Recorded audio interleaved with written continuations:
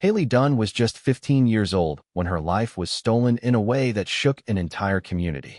Behind the closed doors of a quiet town, familiar faces carried dark secrets, and one of them would be revealed as a killer hiding in plain sight. This is not only the story of Hailey, but also of the man who betrayed trust, the family who never stopped searching, and the investigators who refused to give up. As the cold case reopened years later, shocking truths emerged, exposing how evil had lived among them undetected. What really happened to Hailey Dunn is more horrifying than anyone could have imagined. Hailey Dunn was just 15 years old when her life took a tragic turn that would haunt her hometown for more than a decade. On a cold winter afternoon, she was last seen walking home from school, her backpack slung over one shoulder and her hair tucked beneath a hood. The neighborhood was quiet, the kind of place where children rode bikes freely and families left doors unlocked. But that sense of safety would soon be shattered. When Hailey failed to return home, her family grew worried almost immediately. At first, neighbors thought she might have stopped at a friend's house or decided to spend time in the park nearby. Hours passed, and hope gave way to fear. Authorities were contacted that evening, and a missing persons report was filed. Officers canvassed the streets, knocking on doors, retracing the path she should have taken, and calling her phone that now went straight to voicemail.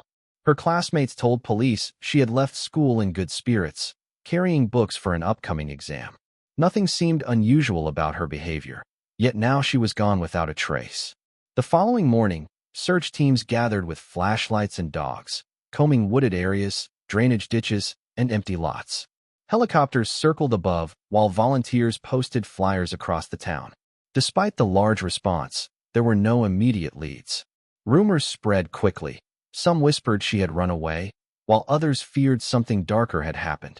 Her mother stood before cameras pleading for her safe return, her voice trembling as she described Hailey as a bright, kind girl with dreams of becoming a teacher. The case began as a missing child, but underneath the surface, an ominous question was forming. Had someone in their quiet community taken her? In the days that followed Hailey's disappearance, fear gripped the town like a tightening fist. Investigators widened their search, combing nearby woods, creeks, and even abandoned farmhouses, yet each effort ended the same way, empty-handed. News outlets swarmed the neighborhood, broadcasting images of Hailey's smiling school portrait across every television screen. The picture of her innocence only deepened the dread, because it seemed impossible that she had simply chosen to leave her life behind. Police clung to the possibility that she might be a runaway, but Hailey's closest friends dismissed the theory. She had made plans for the weekend, talked excitedly about a class trip, and never hinted at wanting to escape. Detectives grew more cautious in their words, refusing to label her case one thing or another, but behind closed doors, many admitted they suspected foul play. The quiet streets where children once played became a patchwork of suspicion. Neighbors who had shared meals now eyed each other with unease, wondering if the person responsible was living among them. Search parties dwindled as days turned into weeks, leaving the family alone with their unanswered prayers. The absence of physical evidence made the case stall quickly. No clothing was found, no phone, no sign of a struggle along the path she should have taken. It was as though Hailey had stepped off the face of the earth. Yet one unsettling detail lingered in the minds of investigators. A handful of residents reported seeing a car idling on a corner near the time she vanished. The description varied, but all mentioned the same chilling detail. The driver never stepped out, just sat and watched. Though inconclusive, that shadowy vehicle became the first real thread in a mystery that was only beginning to unravel. Several months after Hailey's disappearance, when hope was fading and the case had nearly gone cold, a shocking discovery reignited interest. A backpack was found near a drainage ditch on the outskirts of town, half buried beneath overgrown weeds. At first glance it appeared weathered, its straps frayed and fabric soaked from countless storms, but investigators immediately sensed its importance. Inside were Hailey's schoolbooks, still bearing her neat handwriting, along with a cracked phone that no longer powered on. The location raised haunting questions. The ditch was in an area searched before, yet somehow this item had been overlooked, or worse, deliberately placed later. For the family, the discovery was devastating. It was the first physical link to Hailey since she vanished, but it offered more questions than answers. If she had left willingly, why abandon her belongings? If she had been taken, why would the abductor leave something so identifying in a visible location? Detectives treated the ditch as a new crime scene, photographing every angle and collecting soil samples, but no footprints or tire marks survived. The backpack's presence shifted public perception. The runaway theory crumbled, replaced by fears of a predator lurking nearby. Parents tightened curfews, schools increased security, and whispers of danger spread through every household. Some speculated that the person responsible wanted attention, planting the bag like a taunt. Others feared it was a desperate act to mislead investigators. Despite the renewed attention, the phone yielded little due to water damage. The books, however, carried faint fingerprints, though none belonged to a suspect already in the system. What seemed like a promising lead instead deepened the fog. Still, for detectives, the backpack was a chilling reminder that Hailey had not simply disappeared. Someone had made sure of it.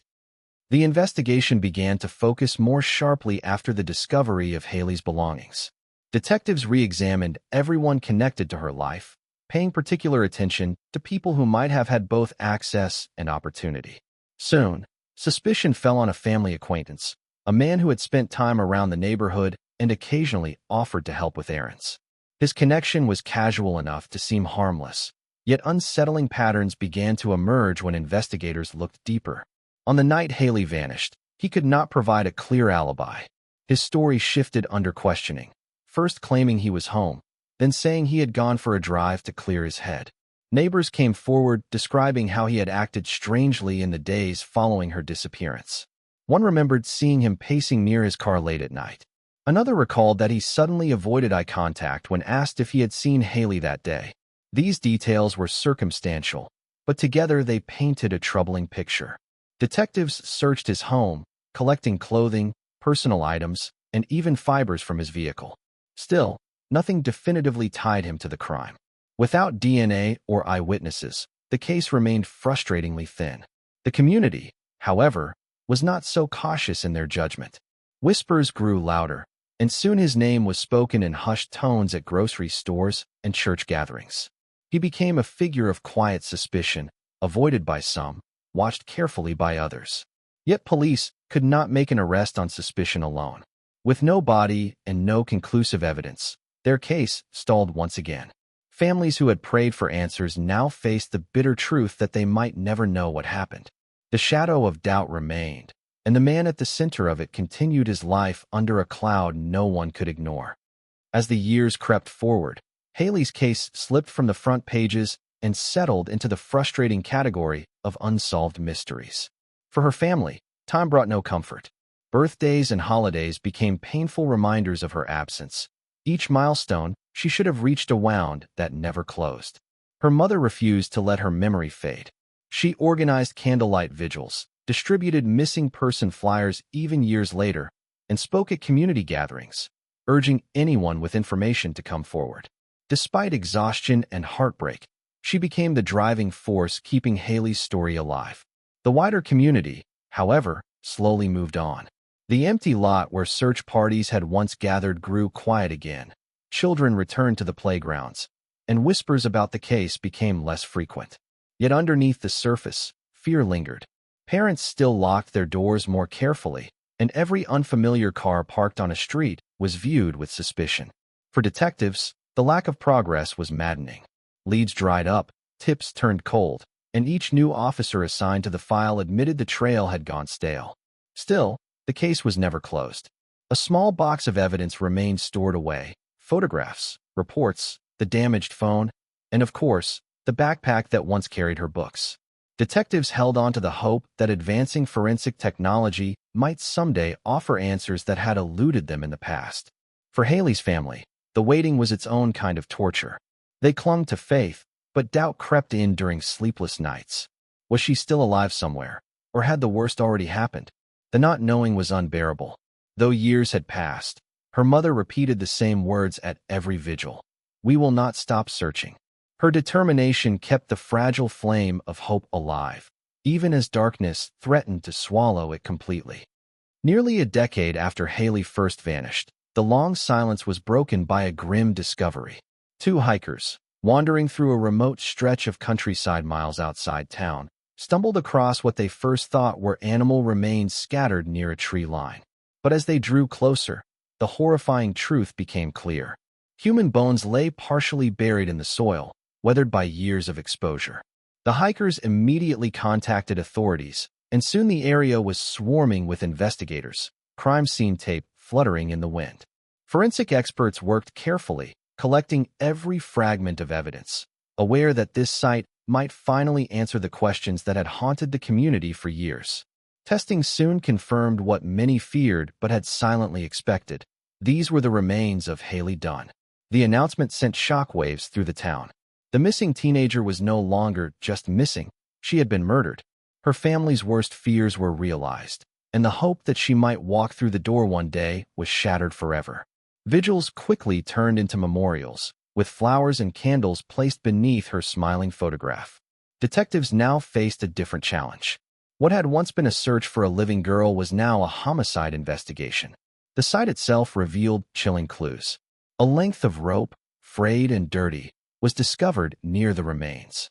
Burned fabric scraps suggested someone had attempted to destroy evidence, though poorly. Forensic anthropologists estimated she had died not long after disappearing, meaning she had been gone all along, hidden in that field while the world continued searching. The discovery breathed life back into the stalled investigation.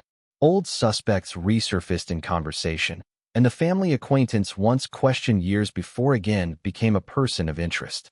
This time, the evidence felt closer than ever. The field where Hailey's remains were uncovered quickly transformed into a scene of both horror and fascination.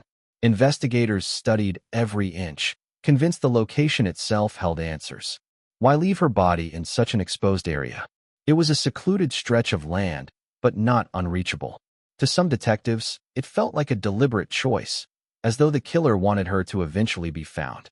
The rope fragment, weathered but still intact, suggested restraint, while the burned pieces of fabric hinted at a failed attempt to erase evidence. Each clue pointed toward careful planning mixed with desperation. The medical examiner determined that Hailey's death had been violent, though the exact cause was impossible to establish after so many years. Still, the condition of the remains confirmed what many had suspected. This was no accident. Someone had taken her life and tried to cover their tracks.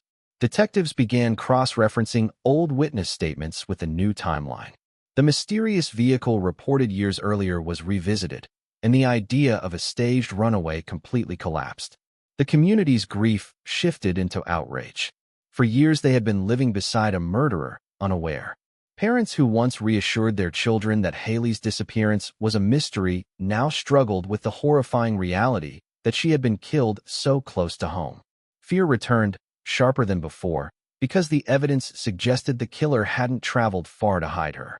Investigators were certain this wasn't the work of a stranger passing through.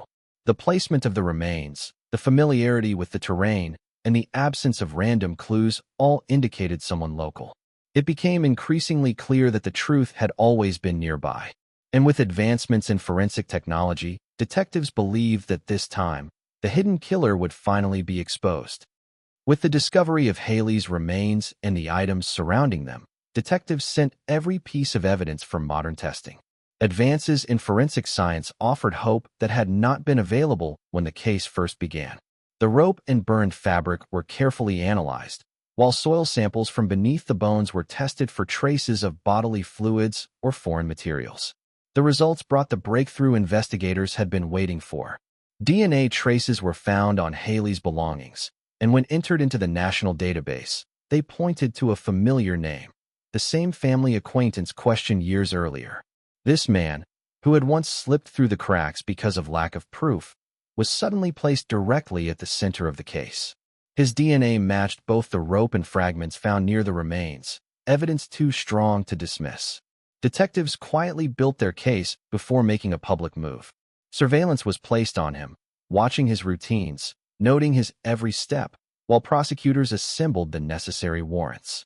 When the arrest finally came, it sent shockwaves through the town. Many had long suspected his involvement, but seeing him in handcuffs confirmed years of whispered rumors. Some neighbors expressed disbelief that the man they had waved to across lawns could have committed something so horrific, while others admitted they had always felt uneasy around him. During interrogations, he denied everything, insisting the evidence was flawed, but the science was undeniable. The DNA was clear, and the timeline supported only one conclusion. Detectives now had the link that had eluded them for so long. After nearly a decade of unanswered questions, the pieces began to fit together, and the community prepared itself for the chilling details that would soon unfold in court.